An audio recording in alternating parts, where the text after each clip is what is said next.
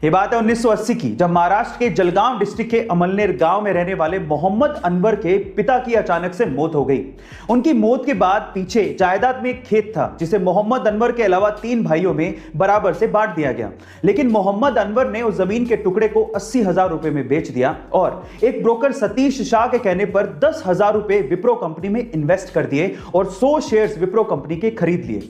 1980 में किया गया यह इन्वेस्टमेंट आज 40 साल बाद 1500 करोड़ रुपए में बदल चुका है, जिसमें से 200 करोड़ रुपए तो सिर्फ डिविडेंड के तौर पे मोहम्मद अनवर को मिले हैं। गाइस, ये है पावर इन्वेस्टमेंट की। तो आप किस चीज का इंतजार कर रहे हैं? इन्वेस्टमेंट करिए, डीमेट अकाउंट खुलवाइए, लिंक डिस्क्रिप्शन बॉक्स में ही गिवन है। यूके का बर्गर किंग अपने कस्टमर्स को अपने कॉम्पिटिटर मैकडी के यहां ऑर्डर करने के लिए बोल रहा है, और सिर्फ मैकडी नहीं, पिज्जा हट, डोमिनोज और जितने भी छोटे बड़े रेस्टोरेंट्स हैं उन पे अपने ग्राहकों को ऑर्डर करने के लिए रिक्वेस्ट कर रहा है। पर सवाल यह उठता है कि बर्गर किंग, जो कि खुद एक बहुत बड़ी फास्ट फूड की चेन है, वो ऐसा क्यों कर रहा है? देखिए, बर्गर किंग का इस पे कहना है कि उसने भी कभी नहीं सोचा था कि लाइफ में ऐसा कुछ वो लोग कहेंगे, लेकिन करंट सिचुएशन को देखते हुए इन रेस्टोरेंट्स पे जो एम्प्लॉइज काम करते हैं और उनकी फैमिलीज, उनको कस्टमर्स की जरूरत है ताकि वो सरवाइव कर सके, इसीलिए वो ऐसा कर रहे हैं। क्या बात है! कंपटीशन बाद में, इंसानियत पहले।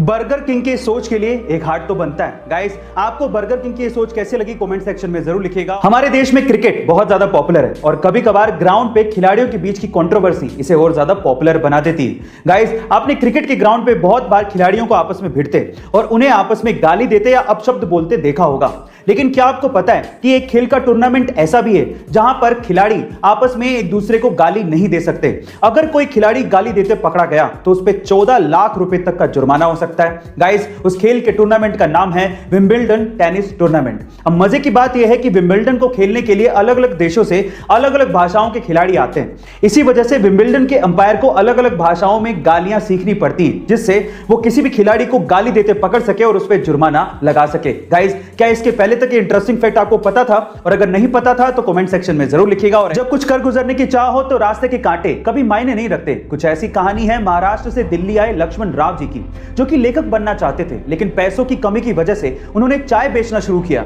जब आमदनी ठीक ठाक होने लगी तो उन्होंने पढ़ना लिखना फिर से शुरू किया। 37 की उम्र में उन्होंने 12वीं क्लास पास की, 50 की उम्र में उन्होंने बीए किया और 63 की उम्र में उन्होंने एमए किया। इसी दौरान उन्होंने बुक्स भी लिखी, लेकिन जब भी वो अपनी बुक लेके पब्लिशर के यहां पर जाते, उन्हें बाहर का रास्ता दिखा दिया जाता, लेकिन उन्होंने हिम्मत नहीं हारी, बुक को छापने के रास्ते खुद से निकाले और आज वो 25 से ज्यादा किताबें लिख चुके हैं और उनकी किताबें फ्लिपकार्ट, अमेज़न जैसी साइट्स पर बिकती हैं। लंदन और अमेरिका के बहुत से बड़े अखबारों में, इवन बीबीसी तक में उनके आर्टिकल छपे हैं। आज लक्ष्मण जी को लोग चाय वाला कह के नहीं बल्कि लेखक जी कह के बुलाते हैं। आपको इनकी कहानी सुन के कैसा लगा कमेंट सेक्शन में जरूर लिखिएगा और ऐसे अमेजिंग वीडियोस के लिए शेयर, सब्सक्राइब एंड लाइक। मिलते हैं अगली वीडियो में।